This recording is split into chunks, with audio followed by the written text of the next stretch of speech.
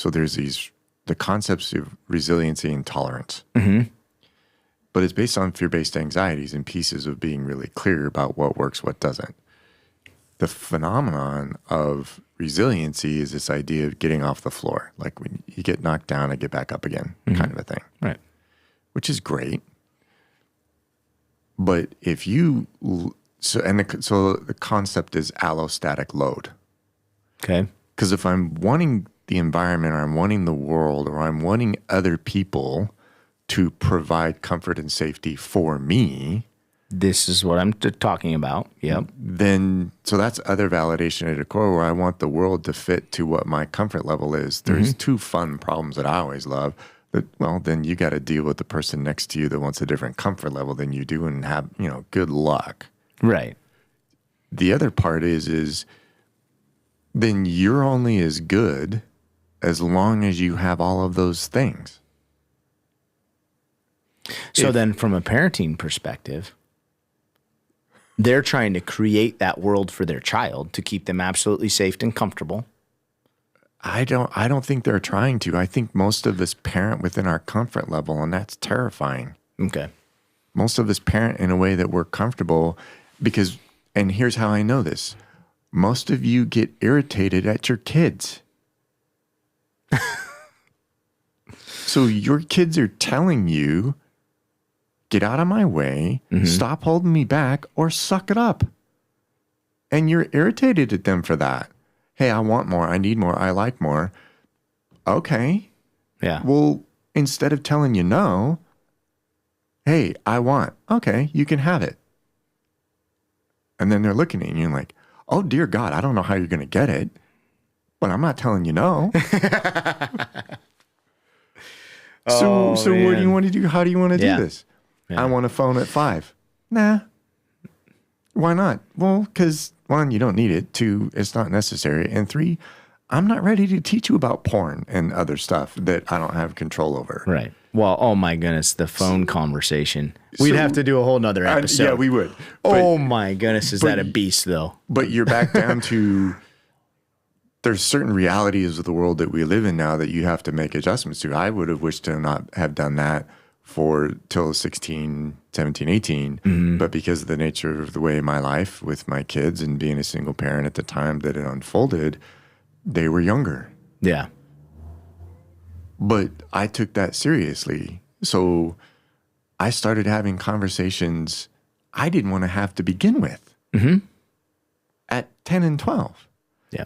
Part of that was guided because my kids actually really did physically, safety-wise, need a way to communicate with me. So that was okay. The flip side of it was I was acutely aware of the world that they were living in. The other piece is because of my work, I kind of know what's going on in the world from a standpoint of what's happening. And the age of consent changed, and what kids are doing sexually in the schools changed. And average age, when I was a kid and when I first started this 25 years ago, you should have had these conversations with your kids when they were in 9th and 10th grade. You need to have them with them 5th and 6th now, because that's the world they live in. How about we just won't talk about it and we'll just try and protect them from all of it? Well, then someone else is deciding what meaning and value and worth, and someone else is defining your children's sexuality for them, as opposed to letting them decide for themselves with a little bit of guidance. Right. But even then, these are the rules that I chose to live by. But the problem for me is if I'm going to be authentic and honest with my kids, I can't lie to my kids. So when you get a question that's uncomfortable, you better tell the truth. I didn't live by these rules. Right. Well, here's what I learned. You want to learn, or you want to figure it out on your own? I'm just going to be really clear. Here's what I think is healthy. Here's what I think is research science-based. Here's what I think is spiritual-based. And here's what I like. You are free to make up your own mind about who you want to be and how you want to live your life. By the way, it'd be really creepy if the voice in your head when you're in the backseat of the car for the first time is mine. I don't want to be there with you. So you make up your own damn mind about why you want to be in the backseat of that car or why you want to follow through or what you're doing. And because don't lay it on me. And here's the thing. Don't ever come back to me and be really clear about, hey, you didn't tell me, or where were you, or why didn't you let me know? I'm not doing that. I'm not leaving my kids floundering and making mistakes. Right. I want them making choices that are good for them for one reason and one reason only. Because they made up their own mind. Because I say so. No means no. Why? Because I say so. Right. Well, why did you? No. I want. I like. This is what's good for me. Well, and the fear is my kid won't make the right decision. Right. So I'm just telling you. According to whom? Right. I understand that. I understand that. Here's the thing. Why are you raising your kid to live on your moral code as opposed to developing their own? And this is why I love the biological research. This is why I love the parts of your brain that are around I know and you're born with spirituality. But 1/3 of who your kids is has nothing to do with you. Right. And there is an ethical, moral code about what's right for that kid. Mm-hmm. And you're going to assume that you know who this kid is more than they do? More than God does? Check yourself. Right. And stop it.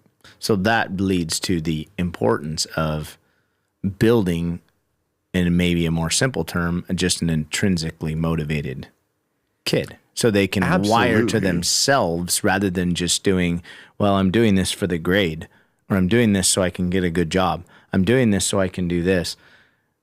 Well, that's fine if it's your own goal attached to the end of it, not just because some system or someone, or even me as the parent of my kids, said so. There is some said-sos, right? Yeah. Empty the dishwasher, do the dishes. I'm not talking that. I'm talking a little bit further. But if you can wire in some intrinsic motivation to that, which I do simply by saying, just contribute to the house. Doesn't it feel good to contribute? You don't want us to be your slaves, and you're not going to have that your whole life.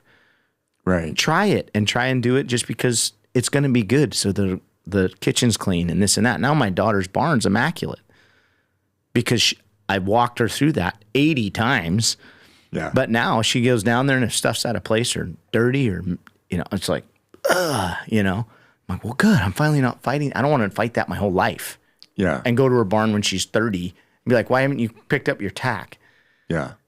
So the intrinsic piece, the self piece is huge and all the time. So on a more not so deep level, we're just asking parents and kids to figure out what they're going to attach to in order to sit and do the work, because they're homeschool kids that their parents are assigning. Then you have the mix of the kids that have charter school assignments. One of them looked at me, and this is a good family and a good girl, and I love that she felt safe enough to say this to me, but we had a little campfire, and the kids were sitting around the campfire, the fire pit, doing their schoolwork. And she's like, looks at this, I think it was a algebra, pre-algebra, some kind of book, right? She's like, can I burn this? But I'm like, I just can chuckle now because I know what that is she's figuring out to ask the questions and knows in herself she doesn't really want to do it. Will she do the thing and check the box? I don't need to get into those weeds necessarily. But what I can see is a seed of you thinking for yourself. And you're thinking about 80 other things that you're actually motivated to be doing in that moment. Yeah. That's fine. I'm not threatened by that. Yeah. and I think it's that openness of, we don't know. And I know for one of my kids, those conversations were had, and I said, here's the one thing I don't know. Or the one thing I do know. Most adults throughout their college and adult career change roughly 4 times their career. Mm-hmm. So you actually can't say, the majority of people, what they start out doing is not where they end up. No. Or even they finish their degrees and check the box and they call it what? Underemployed? Yeah. It's a staggering number. It's sure. Yeah. So I've always said pretty clear, give yourself the background and the foundation to have way more choices and way more freedoms when you get older. Yeah. Because if you don't do the math stuff and then you decide you want to be an engineer, you still can be. Right. A little bit harder than it should have been. Yeah. A little bit harder than it needs to be. You might have to catch up on math. Right. So that's where I say, well, do you have the grit to dig in and catch up on your math? Because now you want to be an expert in math. Yeah. Right. That's what I'm more worried about building than making them a math whiz. So, but here's the next level. Name for me something in your life that doesn't include things that are frustrating and difficult, that are not my preference, not my choice, but they're necessities in life. They're part of it.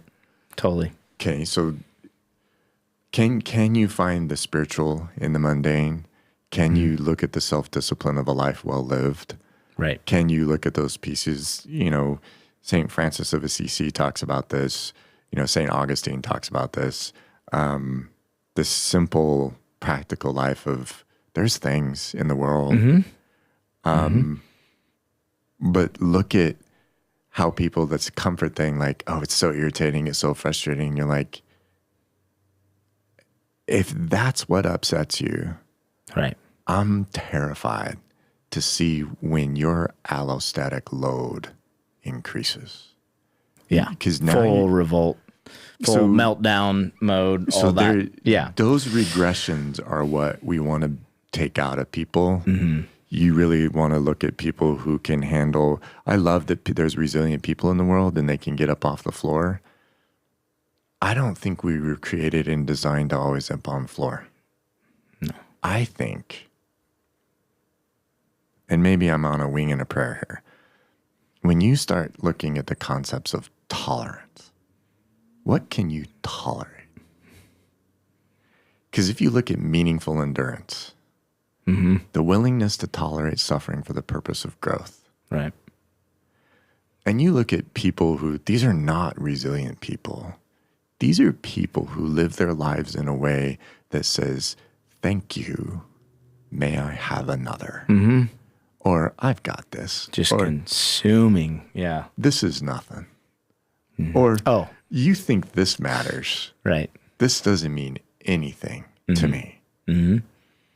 If you look at people who have the tolerance and the ability, and here's the guide for me, this tolerance, you know what this is in load lifting, Olympic weightlifting, this ability for tolerance. Oh, I want you to be resilient, come back from an injury, or when you don't, try again, as opposed to the tolerance of keep increasing the load. Well, there's always a maximum load for everybody, but a load where you're not breaking down, you're not breaking form, you're breaking a sweat, but you're working through and you're improving and you're getting better and you're learning and you're growing. But it's based on an idea that says this is the person who's always standing under the bar ready.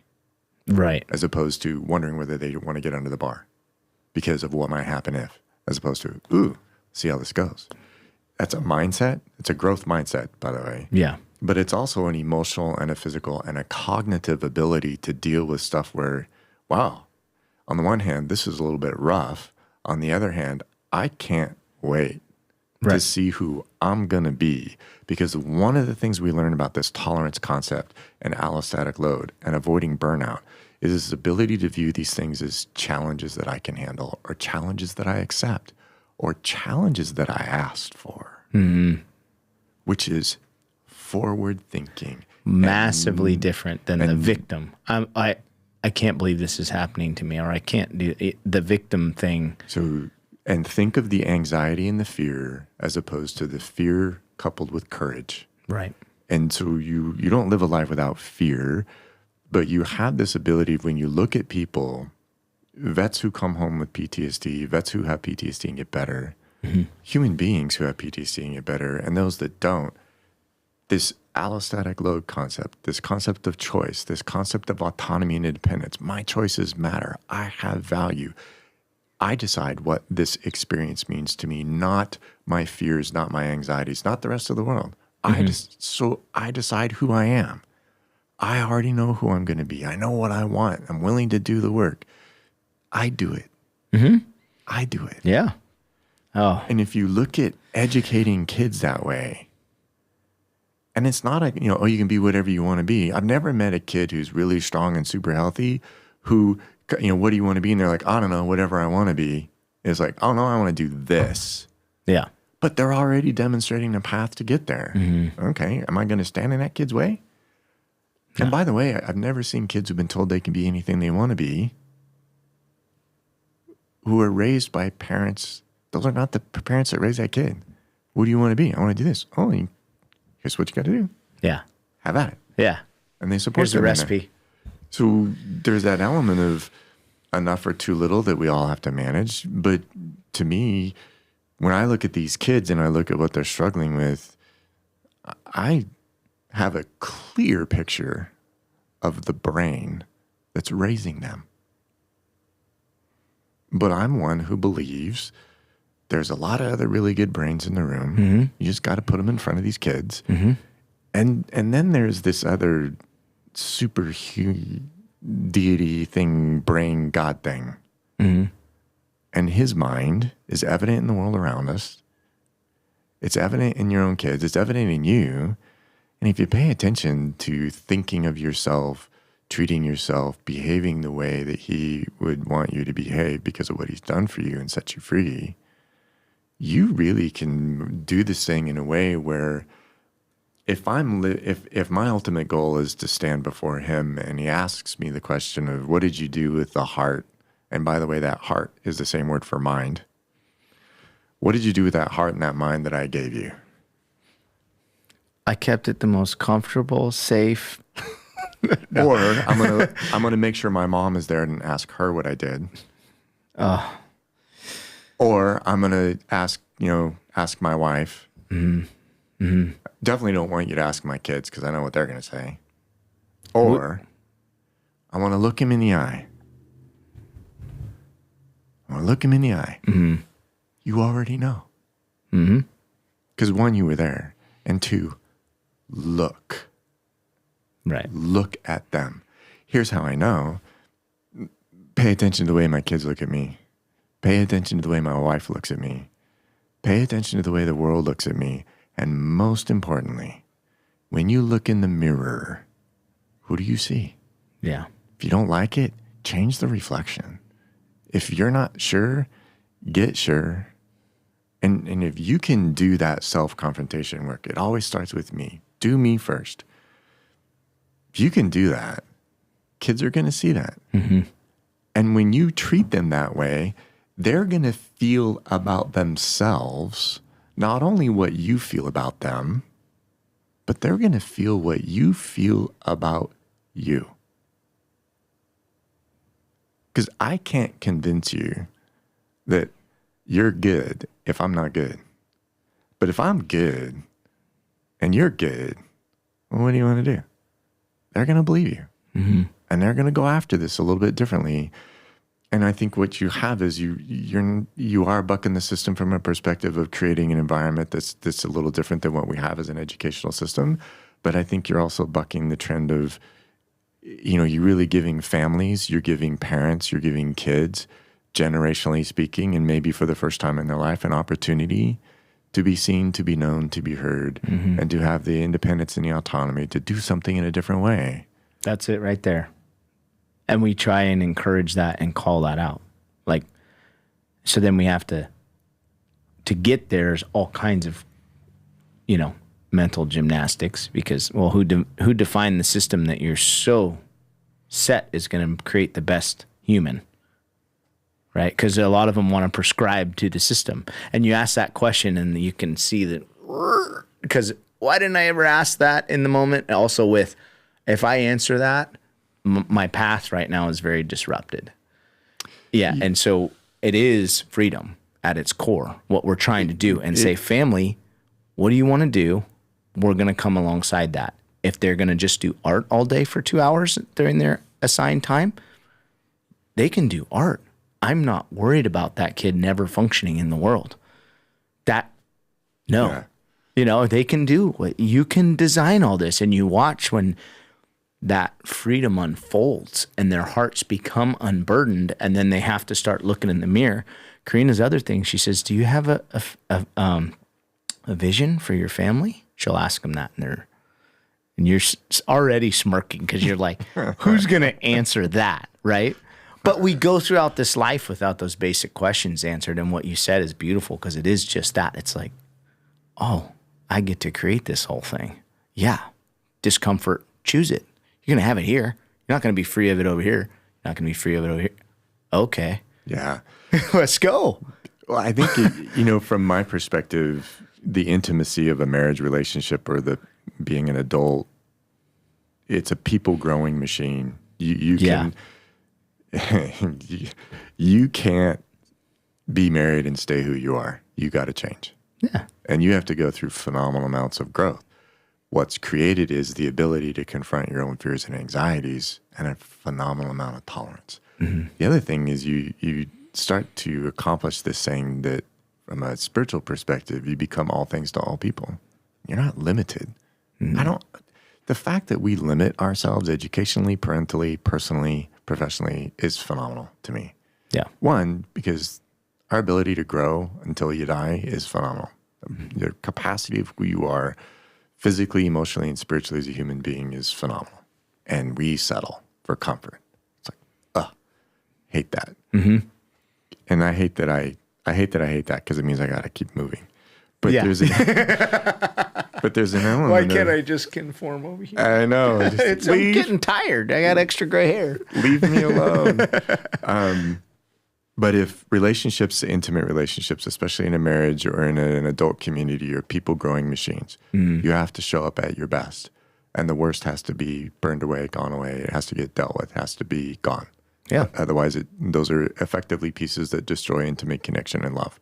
So if a family unit of a vision or a family unit, even with a single parent, I'm on board with this. You can do this as a single parent too.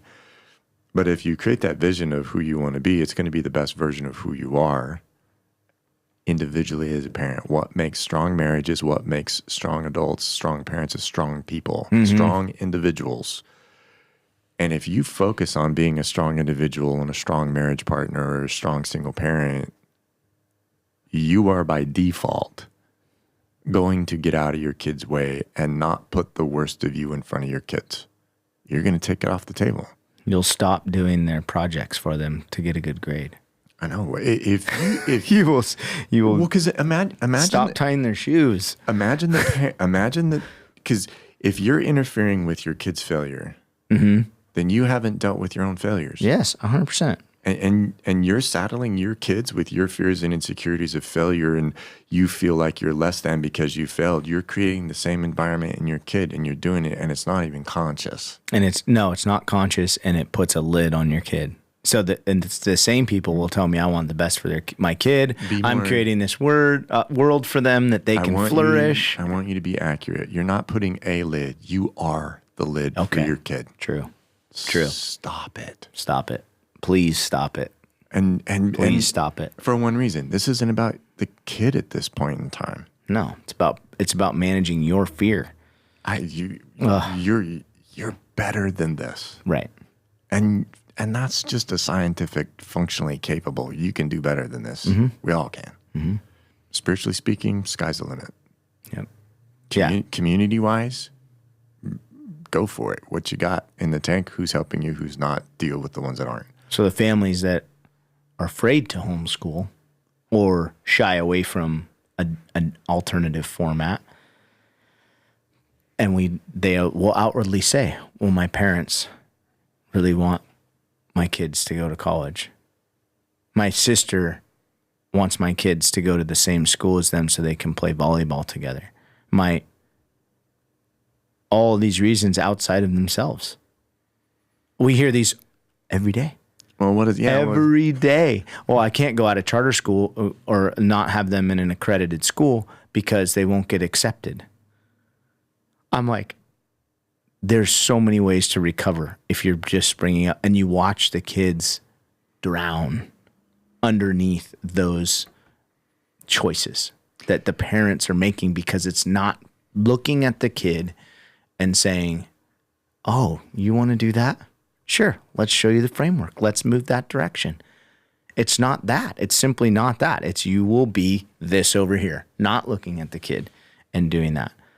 And we deal with these reasons and fears and conflicts all the time. Yeah, and I think you're getting, I'm not an expert in any of that. I think it's part of, to me, it would be if you're offering up something like that to them and there's barriers to doing that. I think education, teaching them, having the resources available, what would that path be?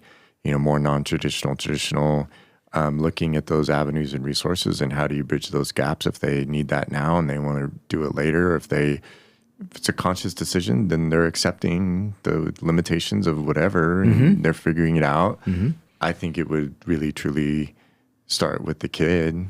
Yeah. But I also know the majority of kids aren't going to look you in the eye with the parent standing next to them and tell you that they don't want to do volleyball because they know they're going to blow up their parent's dream. Because you're dealing with a parent who's got the kid on the floor because of their dream. Right. And there's sometimes, even in my line of work, and as much of a brute tool that I can be, I don't ask that question because I'm not putting the kid in that place. Right. No. We don't ask the kid that. But I mean, the kid, it's funny though. I wish they could hear what their kids say as I'm like walking around helping. Can I just get through this? I'm going to forget this in a week. They know this by 12, 13 years old. The social studies book, the grammar book. Yeah. I mean, all this stuff now. Anyway, that's a whole nother conversation a bit because it gets into that belief system of how our kids need to academically be, right? But I love the fact that we landed on that freedom component, the tolerance, the capacity, because grit hangs on our wall. Yeah. It's the one word endurance. Yeah. Toughness, tolerance. Mm-hmm. Meaningful though. And it says that in the definition that hangs on our wall. It's not just this crazy brutish. It's like, no, you're that sophisticated. Make your choice, be free, choose your things, move forward. And yeah, it's going to come with discomfort. Are you comfortable right now 100%? Maybe you ask that question to him, but I'm not in the position to ask that. So it's this delicate thing of helping just the family thrive. So resources like this. And if you want to consume this, I hope so. And you listen to it and can get something out of it to be able to then look at your kids a little bit different, look at your spouse a little bit different, and just move forward better. Because as we started, those of us that know you know the fruit and how it spreads outwards when you do that inward work with those right around you. So those that want to make a difference in the world, which is, the other podcast I'm involved in, what do? I always go back to that because I've witnessed it. You start with yourself. Maybe you're a little bit more healthy this week. Maybe you're drinking more water. Maybe you're consuming less screen time. Maybe choose something and it's going to have an effect almost immediately on yourself and then your circle and then onwards, because now when you encounter the world, like you said. Yeah. Well, and since I only answer for my life and I only am accountable. I mean, I'm accountable to the people who choose to be in my life as well, but you also have the reality the only person I can control is me. Mm-hmm. If you're doing that well, it creates influence, it creates responsibility, it creates community, which is perfect, but start with you. Mm-hmm. I think we all do get lost in the entanglements of systems and educations and gripes and complaints that we don't like, may or may not change. But, if you are living up to your own integrity as far as changing the world that you live in and the choices and the influence that you have, then you're doing what you're supposed to be doing. Yeah. For some, that's, what you're doing in the education and the gym and those pieces. For me right now, it's with the residents. And I love being on the other end of doctors. I've always hated having them in my office after all the problems happened. You can try and get in front of it a touch. So getting in front of it is nice. For others, it's creating legislation and doing those pieces. That's their calling, but thank the good Lord, that's not mine. So yeah, it's not. But I don't think I'm meant for that either. But I do love that, getting in front of it well, as functionally as best we can. Yeah. With little things. And I feel like that's what I get to do with the kids. I'm way in front of so many things before they're sitting on the couch with you going, oh, I don't think it's going to happen, but I would love it if the world would work me out of a job. Because the world would be a much, much better place. Maybe that's my mission that goes on the wall. I'm trying to work Darren and his colleagues out of a job. Just to laugh. Like, what does that mean? Put Darren out of a job. So yeah, I'll park a trailer on the back lot, and you can just take care of me my whole day. This will be good. Well, I can't thank you enough, my friend. I think we should wrap it. It's always good, and I hope that somebody finds some real good out of this. So always open, always willing. You're a guy. Well, it's your wife. I can't say no to your wife. You probably could, but her not so much. Yeah, I get that. So, all right. All right.